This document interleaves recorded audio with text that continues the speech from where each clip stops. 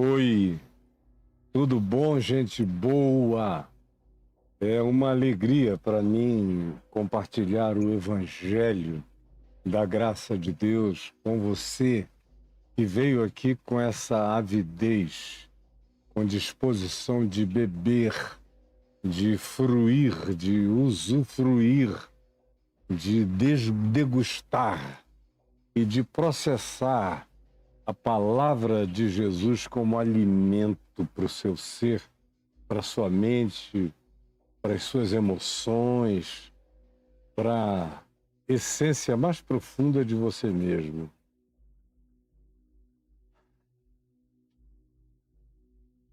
Invoque o nome do Senhor. Fale com Ele que habita você, que mora em você. Você é santuário do Espírito Eterno. Os céus dos céus não o podem conter. Ele, todavia, habita com o quebrantado e com o contrito de coração. É aqui dentro, em mim, que tudo está acontecendo. Lindo e maravilhoso. Agora, antes de darmos prosseguimento à nossa sequência de Mateus 26, com o parêntese que eu fiz para inserir João, do capítulo 13 até ao final do 17, a gente está chegando lá, para depois continuarmos em Mateus 26 até o 28, quando terminaremos, com quase 3 anos, a nossa exposição diária e consequente do Evangelho de Mateus, com as inserções de Marcos, Lucas e algumas porções de João, para você compreender melhor. E se não for ainda o seu caso, quem sabe será o do seu filho ou do seu neto. E, eventualmente, terá uma profunda sede de Deus e não encontrará palavra para comer, nem água viva para beber, porque as coisas tendem a ficar muito complicadas. Já estão horrorosamente complexas. Imagina o que o futuro pode nos trazer em relação ao significado ou à dessignificação das coisas de Jesus e do Evangelho. A gente já vê uma dessignificação profunda todo dia de Jesus e do Evangelho. Então, imagine o futuro.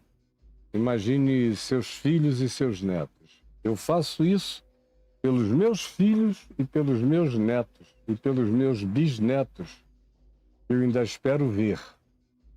Estou vendo os meus filhos aproveitarem, os meus netos aproveitarem, quero ver os meus bisnetos aproveitarem com a graça de Deus. Agora lembre-se, nós estamos aqui usando uma plataforma, um aparato de comunicação, e nessa plataforma há um algoritmo que responde a coisas muito básicas. Ou seja, se você não é inscrito no canal, se inscreva, toque aí, toque no sininho e toque no like. Aí ele entende, é só isso que ele entende, é essa mímica de inscrever, sininho e like. Aí, quanto mais gente faça isso, mais ele empurra a gente para frente na plataforma, para outras pessoas terem acesso mais fácil, e você pode nos ajudar. Ontem eu parei falando do que Jesus dissera sobre ódio imotivado, aqui em João 15. Ele disse, olha, não fiquem chocados, porque se eles odiaram a mim, do nada, e sem nenhuma razão de ser, vocês não me viram fazer nenhum mal a ninguém, a nenhum deles, nenhuma ofensa, nada. E eles me odiaram pelo bem que eu fazia, porque isso suscitava ciúme, inveja, disputa, competição, sentimento de humilhação para esses que se estribavam exclusivamente nas suas aparências, nas suas máscaras, nas suas visibilizações, porém, eram entes e são entes ocos de amor, ocos de fé genuína, ocos de sabedoria, ocos de entendimento, ocos de compreensão, ocos de lucidez, ocos de genuíno poder do Espírito Santo, ocos de Deus. Deus habita as suas línguas, mas não habita seus corações. Deus habita o falar de suas bocas, mas não habita a essência dos seus seres, dos seus espíritos. Por isso, quando chega alguém, mesmo que exclusivamente apenas fazendo o bem, consolando, confortando, edificando, alimentando, acolhendo, levantando, estimulando, mostrando o caminho, apontando a direção de significados verdadeiros, chamando o conhecimento para dentro das verdadeiras riquezas, que são essas que nos habitam o coração, eles ficam com ódio. E foi isso que Jesus disse aqui no final do capítulo 15, quando ele disse: eles vão detestar até o amor que vocês manifestem. Se vocês amarem, eles vão ficar com ódio. E não adianta vocês procurarem. Se vocês forem de fato, essencialmente e exclusivamente meus discípulos, eles vão odiar vocês como odiaram a mim, pelas mesmas razões, ou seja, por razão justificável nenhuma. Eles vão me odiar pelo bem que eu faço. É que eles me odeiam e odiarão vocês pelo bem que vocês fazem. O que não se aplica, preste atenção, aos religiosos, aos crentes, nem aos cristãos crentes, que são chatos, provocativos, perturbadores, intolerantes, raivosos, persecutórios, arrogantes, soberbos, que se vangloriam e se jactam do seu poder. Quanto mais numerosos se tornam, mais acham que têm direitos e poderes, mais dominação querem estabelecer. Esses aí, quando são rechaçados, quando são rejeitados, é com motivo. É com razão de ser. Agora, esses que vivem como Jesus, com a pureza, com a discrição, com o bom senso, com a classe divina de Jesus, e são odiados, imotivadamente, sem razão. E Jesus, então, fala do verso 17 em diante, ele introduz esse tema: vocês vão ser odiados por nada, assim como eu também. E é o que está escrito na lei deles, na lei de Moisés, e no que está escrito lá: odiaram-me sem motivo. É isso aí. E até a lei deles testemunha contra eles. E eles que dizem que comem as letras da lei não entendem nada, nem do que leem. O bloqueio cognitivo espiritual deles é total, tem um véu na cara deles, como Paulo disse em 2 Coríntios, no capítulo 3. Eles não veem até que se convertam ao Evangelho. Aí no capítulo 16, que é onde a gente começa hoje, no verso 1, Jesus diz: tenho-vos dito essas coisas aqui que eu acabei de falar, para que não vos escandalizeis.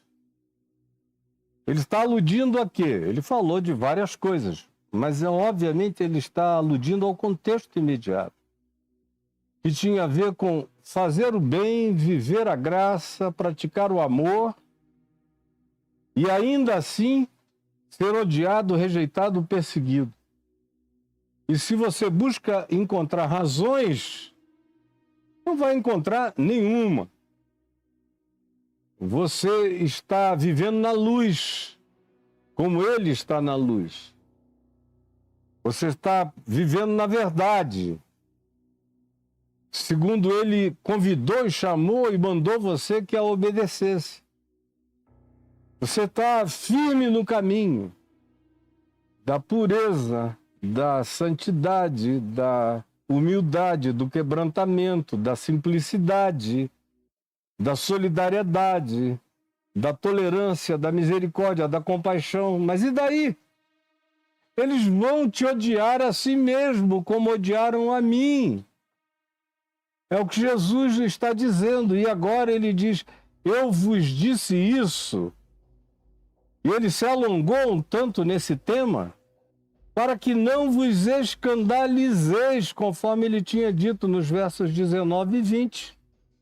Vocês vão ser odiados, não fiquem escandalizados, porque não há razão de ser. Não, a razão de ser é que vocês estão cheios da minha bondade, do meu amor, do meu espírito, e eles da antítese da minha bondade, do meu amor e do meu espírito. Eles são os antagonistas do que eu sou, pratico, vivo e demonstro. Eles não gostam de graça. Eles não gostam de compaixão, eles não gostam de perdão. Eles gostam de pedra, não de afago. Eles gostam de facão, não de bisturi para operar, curar e limpar. Eles gostam de chave que tranca, não da chave que abre. Disso eles não gostam. E basta que você queira abrir, libertar, esclarecer, iluminar, ajudar, clarificar, simplificar, dar a todos acesso ao que eles dizem que é inacessível, exceto para quem fez os cursos de Deus que eles ofereceram nas faculdades de Deus, das quais eles são professores e reitores e donos, e os que faturam com o nome de Deus.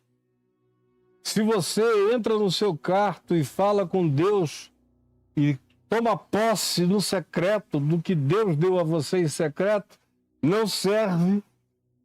Deus só ouve orações na congregação que eles dirigem e lideram, e sob as vozes dos gritos e dos auspícios tirânicos deles. Se você não se submete a isso, eles lhe odeiam. Jesus está dizendo, portanto, não vos escandalizeis, porque isso escandaliza. Aliás, essa é a coisa que escandaliza. Essa é a grande coisa que escandaliza.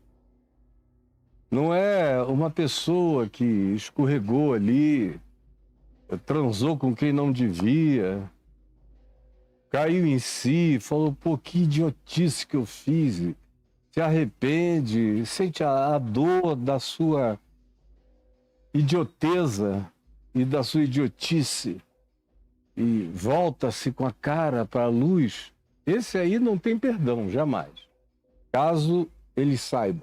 A menos que seja um cara com muita grana que pague isso tudo em dízimos extraordinariamente regalados. Do contrário, você está danado se for pobre, preto e fraco e ainda tiver traído.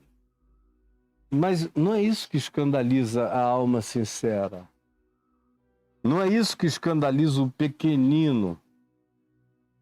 Pequenino, o ser humano simples, não se escandaliza com nada que seja humano. Falha humana, imperfeição humana, fraqueza humana, não escandaliza os pequeninos da terra, que foi aqueles aos quais Jesus disse para a gente tomar cuidado. Do contrário, seria melhor amarrar uma pedra de moinho ao pescoço e lançarmos-nos ao mar e nos afogarmos a nós mesmos, do que ficar criando escândalo e tropeço para os pequeninos, sejam eles crianças abusadas, sejam eles pessoas especiais com dificuldades cognitivas, sejam eles pessoas pobres, simples e mentalmente dependentes, sejam eles aqueles que carregam uma credulidade, uma crentice absolutamente ignorante no coração, com uma disposição enorme de acreditar e de seguir qualquer que seja a direção que outra pessoa, que ele ou ela julguem mais esclarecidos, indiquem ou apontem. Aí vai você e, sabendo disso, indica a direção errada, explora, abusa, controla, domina, manipula, induz, seduz. Jesus disse que isso aí é que é o escândalo. E que é melhor, viu, Clarinha? Desde que eu estou falando de escândalo, Clarinha, que é melhor amarrar uma pedra de moinho ao pescoço e lançar-se ao mar. É esse escândalo que Jesus está também descrevendo aqui. Não vos escandalizeis, eu estou dizendo essas coisas, que vocês vão fazer o que é bom e vão receber o que é mal, não fiquem chocados. Vocês vão trazer luz e vão ser apedrejados como se tivessem introduzido treva. Vocês vão trazer fé pura e vão ser rechaçados como se estivessem trazendo estímulo à descrença absoluta, ou ao ceticismo deliberado e arrogante. Isso escandaliza. Vê essa injustiça, vê essa maldade, vê que eles retribuem o bem que recebem com o mal e que tudo é motivado por coisas que não têm justificativa. São os ciúmes, invejas, maldades, competições, sabedorias demoníacas que lhes habitam o coração, espírito de porfia, de disputa, de raiva, até do que de bom e de lindo existe em você. Eles se comparam com você e dizem, isso eu não vou alcançar nunca, e por isso eles odeiam qualquer que seja até mesmo a sua elevação espiritual, pode lhes fazer mal a esses seres que são assim. Tenho-vos dito essas coisas para que não vos escandalizeis. Eles vão ser perseguidos imotivadamente, como eu fui. Então olhem para mim. E se vocês estiverem vivendo como eu e recebendo o que eu recebi, está tudo certo. Porque quando vocês são louvados por todos, aplaudidos por todos, queridos por todos, unanimidade religiosa de ponta a ponta, de um lado ao outro do espectro religioso, especialmente dos fanáticos religiosos, aí sim é para vocês olharem não só no espelho, mas olharem para o coração. Porque deve haver alguma coisa muito errada com vocês, porque eles tratam assim, em geral, aos falsos profetas. Então, os falsos profetas é que eles aplaudem, eles louvam, eles pedem para ouvir, eles pagam para ouvir, eles mantêm nas cortes reais, nos palácios religiosos, eles querem e eles dão audiência ao que se falsifica em nome de Deus, a isso eles aplaudem. Então, se vocês forem aplaudidos por todos, prestem atenção, é sinal de juízo, de que tem uma coisa torta dentro de vocês, e que vocês se mascararam de bondade para esconder as dissimulações interiores. Mas quando o coração de vocês é a cara de vocês, e a cara de vocês expressa a pureza do amor que habita o coração de vocês e eles odeiam vocês e tratam mal vocês, não fiquem escandalizados. É assim mesmo. Foi assim comigo, será assim com tantos quantos comigo pareçam. E como eu vivo, e a mim me sigam, é o que diz Jesus. Tão claro e explicitamente. E fiquem sabendo, eles vos expulsarão das congregações, das igrejas, das sinagogas, dos ajuntamentos. E sinagoga entra aqui como sinônimo de igreja, de congregação, de ajuntamento religioso. Eles vos expulsarão do meio deles. Eles não vão querer nem ouvir o nome de vocês quando eles não tiverem disposição ou circunstância adequada para matar vocês. Quando puderem, eles vão até matar. Só não matarão quando não puderem, quando houver algum impedimento legal ou circunstancial. Mas eles vão odiar. Odiaram a mim, odiarão a vocês. Por isso, não se escandalizem, eles vão expulsar vocês, eles vão tentar silenciar, matar o nome de vocês, pelo menos. Mas vem a hora. E essa hora chegou. Não muito tempo depois de Jesus ter dito isso, os primeiros apóstolos experimentaram a chegada daquela hora. E essa é uma hora que tem recorrências. Ela vai, ela vem, ela vai, ela vem, de geração em geração. Sempre há aqueles que são os perseguidos geracionais. E não é porque estejam eventualmente falando loucuras, ensinando manipulações ou torpezas de nenhuma natureza. É justamente pelo oposto, pela obediência pura e simples a Jesus e ao Evangelho, que se tornará insuportável para as congregações do ódio. Eles vos expulsarão. Mas vem a hora em que todo o que vos matar julgará que isso faz parte do culto que eles têm a oferecer a Deus. Ó Senhor, nós somos os vingadores. Nós somos a Liga da Justiça de Deus. Nós estamos destruindo todos os teus inimigos na face da terra, sem perceberem que os grandes inimigos de Deus são eles. São eles. São eles. Pedindo a Deus que esse eles não seja você.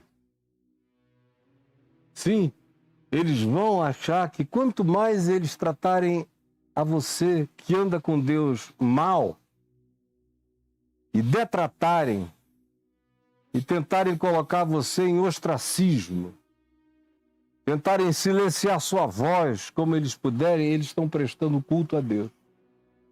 Esse é o engano do coração totalmente ensimesmado, autocentrado, nesse narcisismo de culto profundo a si mesmos e culto ao culto de ódio que eles praticam em nome de Deus contra o próximo, achando que isso é porque eles são os eleitos de Deus para limpar a terra, para fazer limpeza étnico-religiosa, limpeza política, limpeza ideológica, limpeza de todos os modos. Eles acham que receberam contra Jesus um mandato de algum Jesus que não é o Cristo do Evangelho para separarem o joio do trigo. E eles fazem isso com muito prazer, como se eles fossem os juízes do juízo final.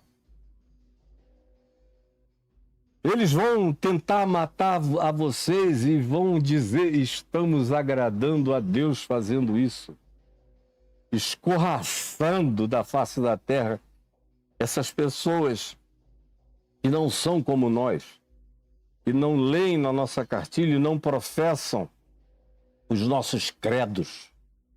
Isto farão, Jesus diz, porque não conhecem o Pai. Não conhecem o meu Pai. E nem conhecem a mim. É óbvio que eles não conhecem o Pai. O Deus deles é raiva, é ódio, é vingança. O Deus deles só perdoa os iguais e os que merecem ser perdoados porque conhecem o apelido de Deus, o nome pelo qual Deus é apelidado e o protocolo ao qual Deus obedece de acordo com a doutrinação da sinagoga deles, da igreja deles, da congregação deles, do grupelho deles, da súcia de malfeitores religiosos com os quais eles se congregam. Mas não conhecem o Pai. Sabem nada do amor de Deus, não sabem nada da graça de Deus, não sabem absolutamente nada de quem é de fato Jesus.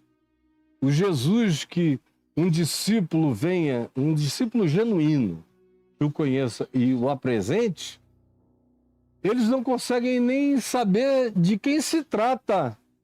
Se você falar o nome Jesus, eles ainda ficam na dúvida se é de Jesus mesmo que você está falando, porque aquele a quem você descreve como pessoa, caráter, gesto, movimento, ação, atitude, comportamento, olhar, visão, interpretação da vida, eles nunca foram apresentados. Às vezes tiveram milhões de chances e não quiseram. É por isso que para alguns Jesus vai dizer no final. Gente que vai dizer, Jesus, Jesus, em teu nome expulsamos demônios, curamos enfermos, exorcizamos, realizamos milagres, e ele lhes dirá explicitamente, lá no texto em Mateus 7, ele diz, eu, porém, lhes direi explicitamente, eu, Jesus, nunca vos conheci. Vocês sabem o meu nome, mas eu não sei quem é você. Vocês nunca me conheceram. Ora, estas coisas vos tenho dito para que quando a hora chegar, toda vez que a hora chegar, e a hora chegou para Pedro, para Tiago, para João, para toda aquela moçada, como chegou para Paulo. Aliás, Paulo viveu sob essa hora o tempo todo. Paulo teve lapsos de alívio, o resto era cacete, cacete, cacete, até lhe cortarem a cabeça. Por ordem de Nero. Mas, como eu disse já, cada geração, em cada geração há algumas pessoas. Infelizmente não são muitas, mas há alguns que pela coerência, pela sinceridade, pela verdade, pela pureza do evangelho neles, são odiados e são perseguidos por quem deveria acolhê-los. Como diz João aqui no capítulo 1, veio para o que era seu, mas os seus não receberam. É a mesma coisa. Esses são justamente os que deveriam ser acolhidos, mas são expulsos, são odiados e até mortos, quando é o caso, quando existe a chance. E essa hora é recorrente. Chegou para eles, chegou para cada geração, chega na nossa, chegou para mim. Eu já fui amado por todos e ficava muito desconfiado quando eu ouvia todos de uma ponta a outra dizendo, cara, você é o cara, a gente te ama. Eu digo, deve ter ainda alguma coisa errada na minha vida. E quando eu tomei a decisão de tratar de mim mesmo, fossem quais fossem as consequências, mas olhar para dentro de mim e tratar de mim mesmo, ainda que milhões não tenham compreendido, mas eu sabia que tinha um tratamento de Deus em processo, em meu favor. Dali para frente, quem emergiu dali, ressuscitado por uma vida nova, por uma nova alegria, com um novo olhar, com um novo entendimento, com simplificação de coração, com pureza nova na alma e na interpretação da vida, eles passaram a odiar, a chamar você de anticristo, de diabo, de satanás, de falso profeta, de mentiroso. Recomendar que ninguém te ouça, mas faz parte. E quando eles fazem assim, em relação a mim, eles me validam.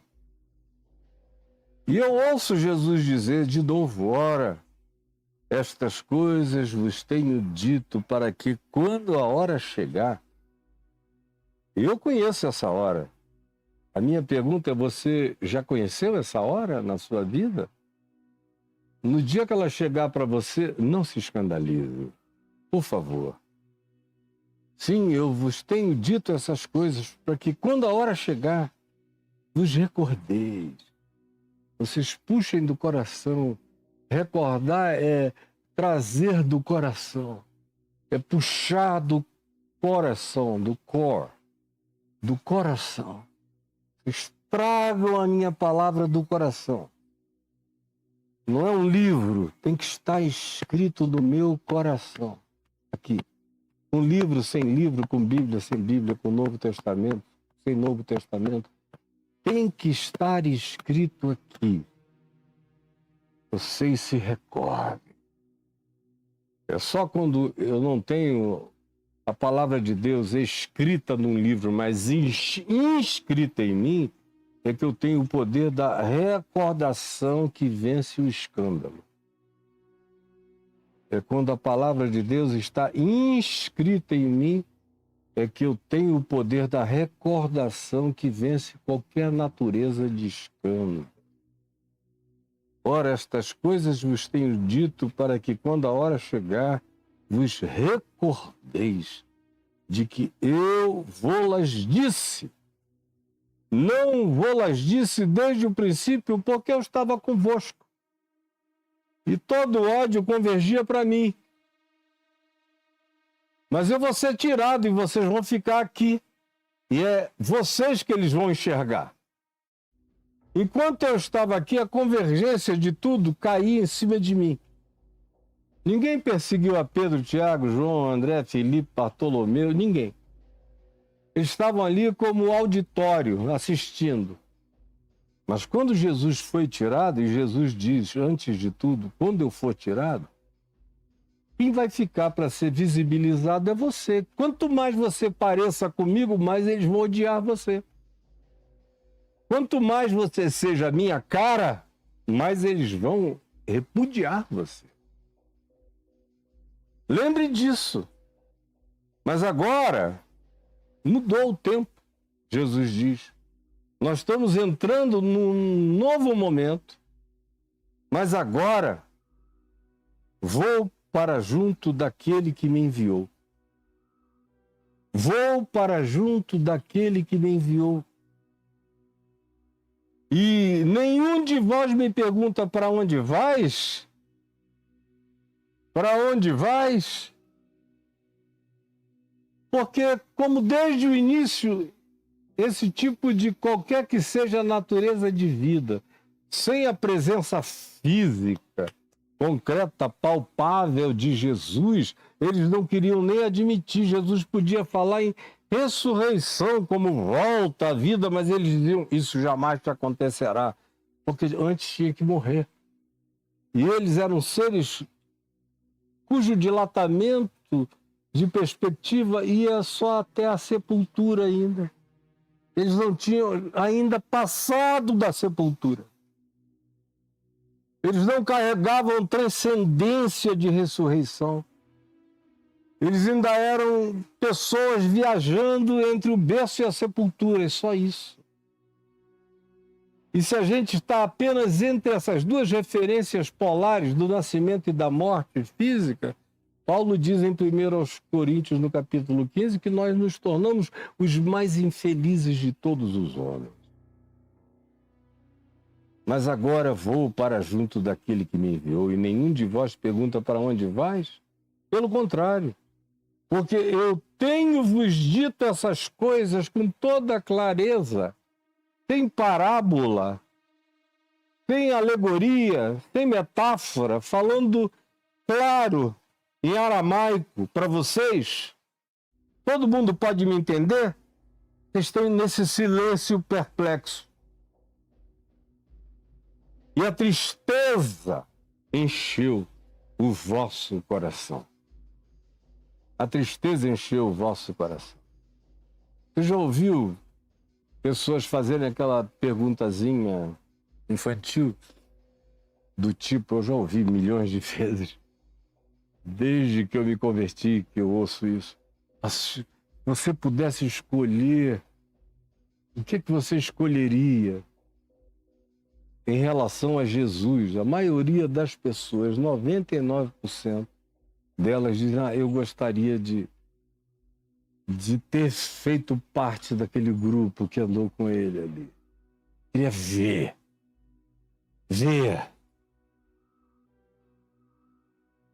Eu também já me senti assim, quando eu era bem novinho na minha consciência de fé, de ensino e pregação do Evangelho. Eu me senti assim por pouco tempo. Até que eu li e internalizei e aprendi o significado do que Jesus diz aqui. Quando ele afirma, mas agora eu vou para junto daquele que me enviou, e vocês não perguntam para onde vais. Ao contrário, vocês ficaram lotados de tristeza, porque parece que a vida tem a sinalização física, tem sinal, prodígios e maravilhas, comprovações e demonstrações e palpabilidades. A vida só no espírito e na consciência é algo que soa a oquidão, a subjetividade insuportável para a maioria de vocês. E foi assim no iniciozinho para mim. Até que de um dia de jejum e oração de joelhos sobre esta Bíblia no meu quarto, com menos de um ano de fé, lendo o Evangelho de João de carreirinha, para mim mesmo, eu caí aqui. Quando ele diz no verso 7, mas eu vos digo a verdade. Convém-vos que eu vá. Meu Deus, quando eu li isso, que susto que eu tomei. E eu fiquei imaginando eu aqui dizendo que gostaria de estar lá. E ele está dizendo, convém-vos que eu vá. O que ele está dizendo é que iria ficar melhor. E a pergunta do crente simples é, como é que pode ficar melhor se eu vou deixar de te ver, Jesus? Se eu não vou conviver com a tua historicidade, espaço temporal, corpórea, tátil, palpável, como é que pode ficar melhor sem que eu te enxergue, sem que eu te balance, sem que eu puxe na orla da tua veste? Como é que pode ficar melhor? Ele diz que iria ficar melhor. Quando ele diz, convém-vos que eu vá. Convém-vos que eu vá. E ele diz o porquê, ele explica. Ele diz, hoje eu estou aqui do lado de fora de vocês. Vocês preferem me ter do lado de fora para sempre? A maioria dos crentes pensa em Deus do lado de fora. Pensa nisso, sinceramente. O teu Jesus está do lado de fora, assim como o teu Deus e Pai também está do lado de fora. Está em algum lugar por aí, o teu Deus e Pai, meu Deus e meu Pai. Se você pudesse subir igual uma lagartixa, você subiria, porque parece que ele está em algum outro lugar. Ele não está aqui. Não está aqui. É Deus fora sempre. Por isso é que você grita, ao invés de você sussurrar. Por isso é que você tem que ser histriônico, ao invés de ser silente. Por isso é que você só acredita no Deus da extroversão, porque você não acredita, não crê, não tem comunhão com o Deus do interior do coração. A maioria de nós continua a preferir a alternativa de um Jesus que se visibilizasse fora. E Jesus diz, isso não é o melhor para vocês.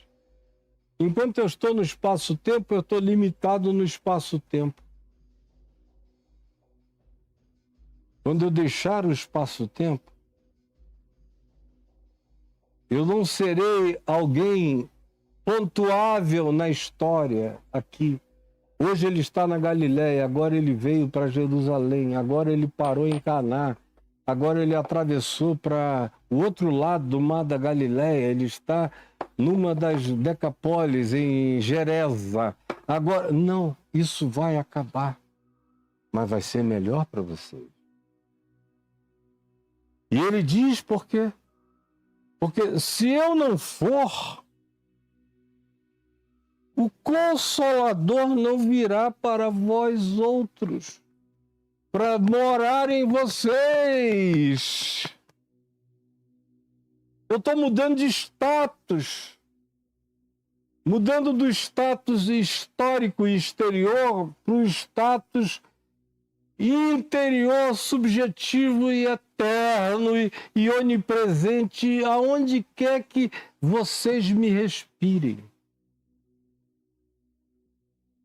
Aonde quer que vocês me invoquem, em espírito e em verdade, eu estarei em vocês, como consolação. Se, porém, eu for, eu enviarei o Consolador. E quando o Consolador vier, vai ser melhor para vocês. Vocês vão ganhar mais consciência, mais entendimento. Aquilo que eu explico de fora para dentro, e vocês parecem nunca compreender o que eu explico de fora para dentro. Estou há 3 anos explicando de fora para dentro. E vocês repetem as mesmas coisas e não entendem. Vai ser mais conveniente que eu vá, porque eu venho para dentro de vocês como consolador e vou clarear a mente de vocês de dentro para fora. E vou iluminar vocês de dentro para fora. E vou falar ao coração de vocês, não através dos ouvidos, mas dos ouvidos do coração, que ouvem muito melhor de dentro para fora. Quando ele vier, ele convencerá o mundo do pecado. O mundo. Isso é melhor para mim. Porque não sou eu a tentar convencer o mundo no muque, na marra, no halteres, na musculatura, por força, por violência, por teologia do domínio, por demonstração autoglorificada, toda essa idiotice patética. E quem não tem o Consolador pratica como marketing de divulgação. Quando eu for, eu enviarei ao mundo, a vocês e ao planeta todo, a toda a carne, todo ser que respira, toda a carne. Como diz o profeta Joel, derramarei o meu espírito sobre toda a carne, velhos, jovens, mulheres, homens, jovens, meninas, meninos, pobres, ricos, escravos, libertos, qualquer um, sem acepção de pessoas, enviarei o meu espírito sobre toda a carne. Com a presença de vocês ou sem a presença de vocês, sou eu livre no mundo, sou eu para além da Palestina, sou eu para além das geopolíticas, sou eu para além das ações missionárias, sou eu muito, muito, muito para além do testemunho congregacional, sou eu no mundo, convencendo o mundo do pecado, dando às pessoas no mundo inteiro convicção de certo, de errado. Você pegar um avião agora e chegar numa ilha remota, numa aldeia remota da Índia ou da China, onde o nome Jesus nunca tenha sido pronunciado, mas você vai encontrar gente boa, gente tola e gente nem tanto. Gente até com tendência ao que é mal, ou gente má. Mas você vai encontrar, todavia, todo mundo sabendo o que é bom, o que é bem e o que é mal. Com lei, sem lei, seja como seja, porque tem uma consciência agindo no todo da consciência humana. A promessa de Jesus sobre o Espírito Santo é para mim habitar. Eu que tenho essa consciência em fé e faço essa invocação lúcida e aceito essa habitação de Deus, do Espírito em mim. Mas mesmo aquele que não sabe está recebendo o benefício desse convém-vos que eu vá. Convém-vos que eu me infinitize. Convém-vos que eu me deslimite. Convém-vos que eu me deshistorifique espaço-temporalmente, para que eu me torne onipresente no testemunho dessa graça e dessa consolação no mundo inteiro.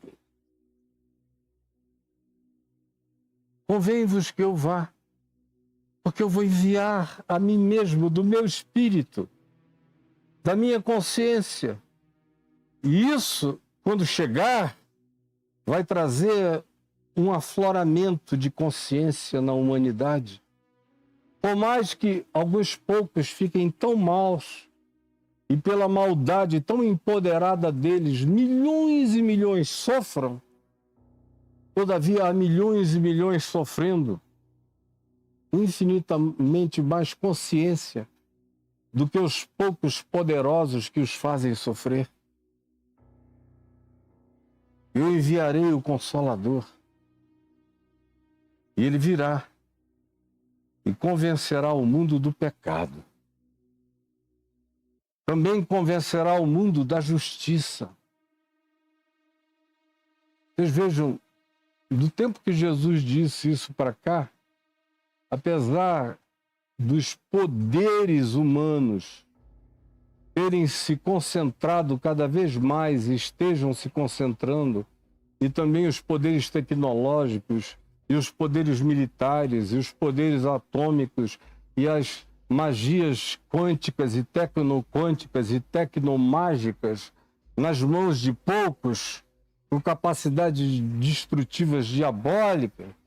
No entanto, nunca houve tanta consciência de bem e de mal na humanidade como você vê hoje na literatura, nas poesias, nas cartas, nos textos, nas constituições, na surpresa que você vê de pessoas em qualquer lugar da Terra dizendo palavras que não foram ensinadas por homens de uma sabedoria que cresceu, porque o inconsciente coletivo está grávido do Espírito Santo. O inconsciente planetário está grávido do Espírito Santo. O inconsciente da humanidade está grávido do Espírito Santo. E todo ser que respira na face da Terra, que vibra, que tem frequência de existência, de comunicação, está pervadido pelo Espírito Santo. Ele virá e dará testemunho do pecado e da justiça e do juízo. As coisas não podem ser como as coisas são. E nos traz a consciência do que é devido à paz. Só uns grandes idiotas que se assentam numa mesa em nome do ódio, achando que vão promover a paz no mundo, é que fazem isso para se jactarem como bandeira ideológica e como propaganda marqueteira do narcisismo de Calígula e de Nero que eles possuem. Mas não é isso que realiza o juízo da verdade no mundo.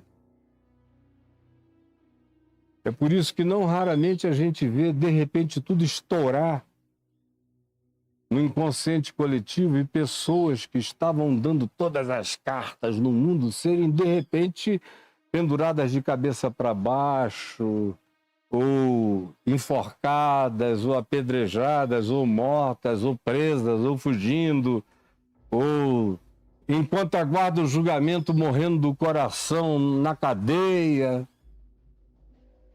Porque tem um juízo latente, presente, pelo Espírito Santo, batendo no coração de todos os seres humanos, mesmo daqueles que tiveram os seus corações empedernidos, feitos esse coração como esse coração de pedra que eu achei às margens do Rio Negro.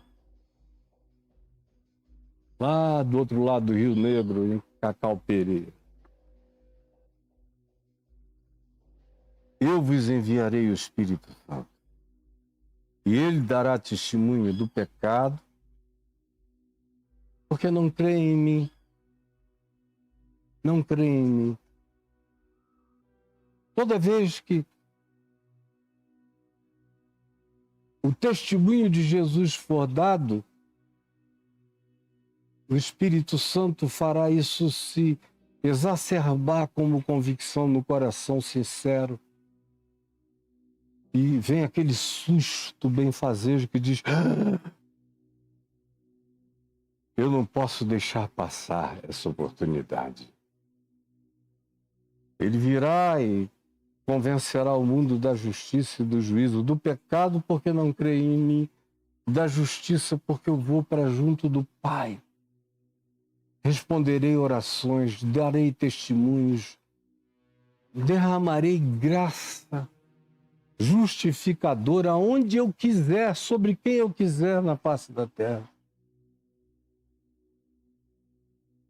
E dará testemunho do juízo. Porque o príncipe deste mundo, que domina e que age em conluio com todos os poderosos da terra, que são aqueles que aceitaram o poder dele, com a condição do tudo isso te darei se prostrado me adorares, e aí eles fazem qualquer negócio e para eles passa a valer tudo, vale tudo mesmo. E o juízo de Deus já está sobre eles. Eles andam abraçados com o príncipe deste mundo, por isso eles são figuras principescas que representam principados e potestades neste mundo, com visibilizações de poder, de domínio, de mando total. Quanto mais poder, mais príncipe deste mundo, mais de joelho na presença dele. É fácil identificar, só vocês que não querem, são os crentes que querem fechar os olhos. Mas Jesus diz, para quem sabe, tem uma consolação nisso, é saber que ele já está julgado. Isso aí é o estribucho do rabo nervoso da lagartixa. Tremendo, ele já está julgado. Convém-vos que eu vá. Vocês vão ficar habitados por essa certeza. Vocês vão olhar para o mundo com essa coragem. Vocês vão ver a vida com essa assertividade. Com essa incapacidade de se escandalizarem de quem quer que seja, ou do que quer que seja, ou quando quer que seja. Vocês se tornarão inescandalizáveis. Aí ele diz no verso 12, tenho ainda muito que vos dizer, mas vós não podeis suportar agora. Ele veio a encontrar com eles depois de ressuscitado dentre os mortos, e todos eles dizem que receberam mais instruções de Jesus agora dadas pelo Espírito Santo. Cristo Jesus ressuscitado com eles, mas atravessava a parede para lá e para cá, comia tilápia do mar da Galiléia e depois atravessava uma parede e a tilápia era glorificada junto com o copo de vinho que ele também bebeu, comeu e bebeu com eles durante 40 dias e 40 noites. Vinha do nada e desaparecia, participava de tudo e ia. E os apóstolos dizem, deu-nos mandamentos pelo Espírito Santo. Além do que ele falava, o imprimato ia sendo estabelecido e a palavra, que não era um livro, nem textos, nem evangelhos escritos, ia sendo inscrita no coração, no caráter, na mente, ia se transformando em ethos, em lugar de habitação, de conforto, de costume da graça de Deus em mim. E customizando a mente deles conforme Cristo Jesus. Esse é o verdadeiro ethos, é a verdadeira ética. É aquela que decorre da habitação de Deus no Espírito em nós. Mas há mais a ser acrescentado. Ele disse, e hoje, agora, aparentemente, vocês bateram num teto. Vocês vão ter que ver as coisas acontecerem. Para eu poder levantar o sarrafo para um lugar mais elevado. Para eu poder levantar o sarrafo. Do contrário, vocês já bateram nesse sarrafo aqui. Agora bateu. Vocês vão ter que fugir, desaparecer, trair, negar, enganar, se esconder, se enxergarem. Na noite escura, vocês serão iluminados nas sombras de vocês. Vocês vão ter medo de me olhar crucificado. Só mulheres estarão lá, bem juntinho de mim, vocês não. Mas então eu vos verei, e o vosso coração se alegrará. E então a vossa alegria ninguém poderá tirar, mas até lá, até que vocês atravessem, até que vocês abracem a certeza da cruz, olhem para cima e digam como o centurião romano, olhando para o Cristo crucificado, verdadeiramente este era o Filho de Deus, na cruz. E até que vocês vejam o túmulo vazio, vocês bateram no teto de compreensão. Por isso, convém-vos que